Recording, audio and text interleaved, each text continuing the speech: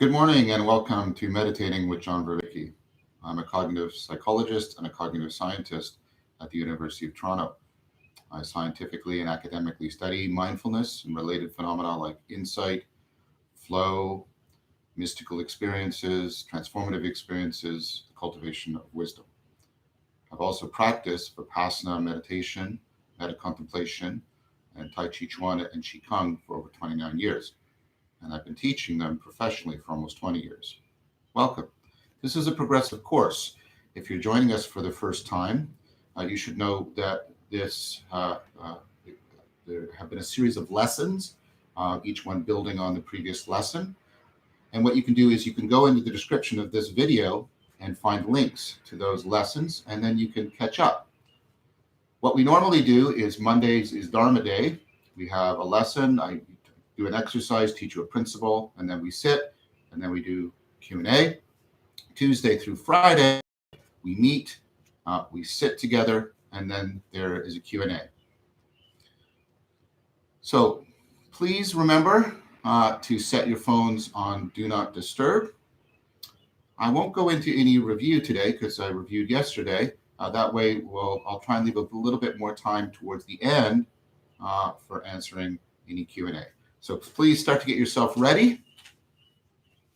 Remember to find your core four, find your center, find your root, find your flow, find your focus, right? And then perhaps you're going to just go into Vipassana. If you're choosing to do metta today, first do maybe 3 or 4 minutes of Vipassana and then go into metta. We'll begin when I say begin. Begin.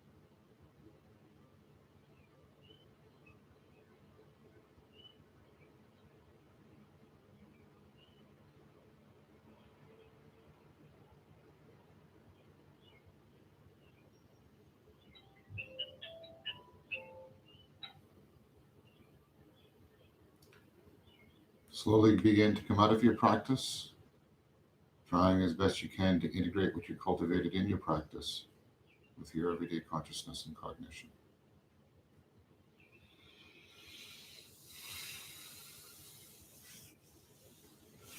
So the first question is from Daniel Ramos.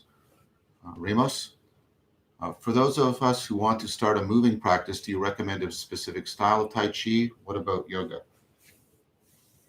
Yes, it's a really good style. It's called the Beijing style, same name as the capital of China, Beijing style. If you can find some online videos for the Beijing style, especially if you can find the short form, long form takes a long time to learn, that would be good. Failing that, there's the Yang form is really good. And there's typically lots of videos on the Yang form out there. Again, see if you can find the short form first rather than the long form. The long form is like 108 moves. It takes a long time. But by all means, if you have that dedication and the time, it's good. But for the purposes of supplementing this practice, I recommend trying to find the Yang form. I would avoid some of the pounding and jumping forms like the Chen form. So go for Beijing, go for Yang if you can find those other two excellent. If you want to take up a yoga practice, I recommend one that has some flow elements to it, like if you're doing sun salutations or things like that. I think those are excellent ways to integrate moving mindfulness practice with your seated mindfulness practice. Sergey Makakiran asks, please forgive me if I mispronounce your names. Take comfort in the fact that people regularly and reliably mispronounce my last name. How do I know that I'm doing focus and flow meditation right, in a sense that I'm moving towards overcoming the delusions rather than feeding myself delusions and self-deceptions? That's a good question overall, but let's be careful about it practically. If you sort of try and look for and try to identify things as delusions and self-deceptions, that's kind of the wrong way of doing it. You're framing it as sort of an introspectively simple thing or direct thing to do. And that's actually not something you can simply and directly introspectively do. And so that you can get yourself caught into a double bind. So what I recommend is the following. Try to notice in your day when you've gotten into the flow state. Maybe when you're playing, if you play jazz or you're doing something athletic, right? Something that where you pick up on when you're in the flow state and try to remember what that's like. Or when you've noticed that you've had that self-rolling kind of attention. Maybe you're reading some text that you find yourself absorbed into, right? And so you try and remember that, try to note that. And then what you're going to do is see, right? Try to remember, see if it's what you're finding in your practice is similar to those external moments of flow and focus. But you don't stop there. You don't stop there. You also look for the reverse. When you're starting to sense that, oh, I'm getting the flow and the focus here, does that translate out into the world so that you start to find yourself in flow and in proper focus in the world? You're looking for this self-correcting loop and getting a dynamic equilibrium between them. And then third and most importantly, when people other than you can start, this is more long-term, but also ultimately more important, when people other than you start to notice differences in your performance, that you're more balanced, perhaps you're more graceful, you get more focused, etc. So that loop is actually our best way of trying to sense that we're moving forward. Shivriani has asked a question. I find it hard to focus for more than 5 minutes. I should be okay with that, but keep trying to increase the duration, correct? Yes. So, but that's right. But be careful. Don't think that just because, right, you are mind wandering that your meditation has ended. Remember, meditation is not when your mind is open and blank. Every time you catch yourself and come back, that's mindfulness. Now, what you're referring to is keep sitting any longer, and you have to open your eyes, right? So that I'm going to start talking about that, how to deal with things like that next Monday, the next Dharma day. But what you suggested is exactly right for now. Right? If you absolutely can't keep going, right? Note how long you can go, and then try adding a minute. each sit, just a little, 1 minute longer, 1 minute longer, 1 minute longer. Kira Kruger, I notice at times I experience sensations that are a bit overwhelming and it's difficult to stay in my body. I've been going back to centering and rooting. Is this the right way to handle this? Yes, it is. Keep doing that. And then, as I say, the next 2 Dharma days will be on how to deal with such powerful distraction and also hindrances to the practice as a whole. But what you're suggesting is exactly the right thing to do. Nick Kennedy, hi Nick. Should metta mantras be following our breath? If not, how do you disentangle them? Seem to be going fast. I try to, after I've done the bit of Vipassana, I try to bring my focus fully to the mantra and just let my breathing be uncoupled from the mantra. It's very much that my breath, I'm still following my breath, but it's very much in the background. It's almost like a shape around me that tends to tame the monkey mind so it doesn't distract me, and I can thereby focus on the mantra. But try to bring your focus, and not just on the mantra, but on and most especially through the mantra. Remember, we're trying to look through our glasses into the world. Jet Black, dear John, I've been experiencing difficulty maintaining good posture without becoming tense and inhibiting right relaxation. In a recent dialogue, you mentioned a term from Tai Chi Chuan, Peng.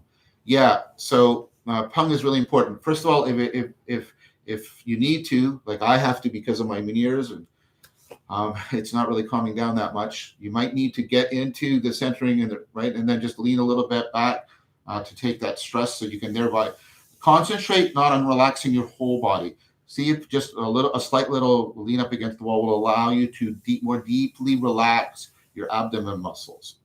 What Peng is this state where you're not too tense when we're talking about rooting, but you're also not limp. And you're trying to get that space as if water, with quite a bit of force, but still giving you flexibility, is flowing through you. So you have this sort of rootedness, this sensitivity, the stability, and it sort of naturally is clicking into place. That's Peng. So try to find Peng, right, by trying to get that sort of rerouting your body. But as I say, if you need to, you might need to get some support from a wall initially for a while. So, and don't try and relax everything. And don't try and relax it like sort of by taking deep baby breaths. Just what I mean is just let your stomach go. Just let it all out, right? And just see how much you can relax your abdomen muscles. And if once that starts to take for you, then try more deeply relaxing your chest muscles, etc. Rosanna Ramkison. Sometimes I feel as though there's a lump in my chest. I think it's because I'm slightly struggling with my baby breaths. Any advice on how I can improve this?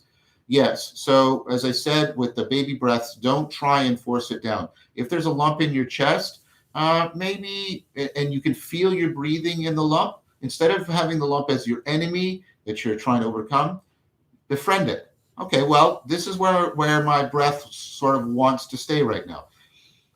I'm going to try and keep slow and even breaths without forcing it, right? But I'm going to make following my breath there where the lump is. And my intent is not to make the lump disappear by forcing it away. I'm going to more deeply listening, make that the locus of my meditation. And so I befriend it, and it then helps me actually track my breath. You're always trying to do this kind of inversion in order to incorporate things into your practice, because that will afford you to do the obverse. It'll afford you to incorporate obstacles in the world into your mindfulness. Alexander Saxton, what do you recommend for people with OCD who find it hard to focus on their breathing without hyperventilating, losing the ability to breathe naturally? Okay, so if you can't follow your breath, and I deeply understand OCD, then what I recommend is the following. Find the core four, right, as best you can. Find the first three of your core four. Find your center, find your root, find your flow. And then when you are ready to track, instead of trying to follow your breath, try and focus on the contact point where you feel that center point, where your center and your root is going into the ground. That point of connection and groundedness, and try to make that. Now, you won't get the expansion, so this is why it's not as good as flowing. You won't get the expansion, and it tends to take your attention away from the breath. Nicholas Lickmacher, who I still owe some communication to. Please forgive me, Nicholas. This is a really intense time in my work schedule because I'm trying to do everything to complete my courses, and it's online, all online and all virtual. So he's going to say something very lucky. I don't really strongly dislike many people. So the third person I think about doing meta is always Donald Trump. However, I find it difficult to wish him health and happiness. Recommendations for someone else. So you don't have to dislike the person. And it's more important so you can find a friend or loved one that you feel that you're in some kind of conflict with. Or you may even find a situation in the world that is acting as an obstacle or conflict towards you. Then you direct meta towards that person or that situation. Kira Kroger is asking another question. Even after adjusting posture, it felt like I could get a full breath. I couldn't get a full breath without lifting my shoulders. Started to feel a bit lightheaded. Why is that? What can I do about it? It means you have deeply habituated to chest breathing, as many of us have, because we lead very distracted and stressful lives. So as I said earlier, right, try not to get such a deep breath, and it's a good idea to perhaps do a bit of light exercise, especially a moving mindfulness practice before your sit, to get more oxygen in your blood. If you find that you're finding it difficult to breathe, try doing the flow exercise again, and also find where your breath seems to be stopping and catching insufficiently in your chest. If I'm understanding you correctly, let your meditative focus go there, and then say these 4 things to yourself, trying to track. Okay, you're going to soften. You're going to soften not just the feeling there. You're going to soften your attitude in your mind, right? And then what you're going to do is you're going to try and smooth. You're going to try and just let your breath become more smooth. Don't worry about it initially being a little too shallow. And you're also going to let your mind be smoother in how it's reacting to your breath. You smooth it out. Then again, suffuse. Try and notice feel all of this, pick up on all the sensations there. And then as much as you can, try and sink into it. Just sink into it in both senses of the word, sort of sinking like when we're getting our root, but also the sense of trying to get in sync with it, right? You're trying to befriend it and couple it and use it. So and try to get off the intention of getting more oxygen. Try to get into the framing of, this is going to help me. This is going to help me track my breathing, soften and smooth how my mind is moving around something that's challenging to me. Another one from Nick Kennedy. Should the meta mantra be entangled with our breathing cycle? Seems to go really quick. No, your mantra shouldn't, because what tends to happen is people start to hyperventilate. If you can do it and follow your breath naturally, that should be okay. I recommend the opposite, though, trying to keep following your breath in the background, as I mentioned, almost like a room, a homing room around you, and focus on and through the mantra, and then try to slow it down.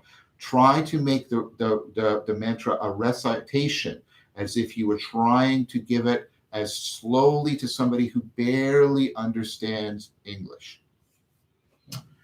Rainer Ludwig, I have been reading Finding Flow by Mihalia Csikszentmihalyi, which you have referenced, and was wondering why you separate flow and focus in your practice.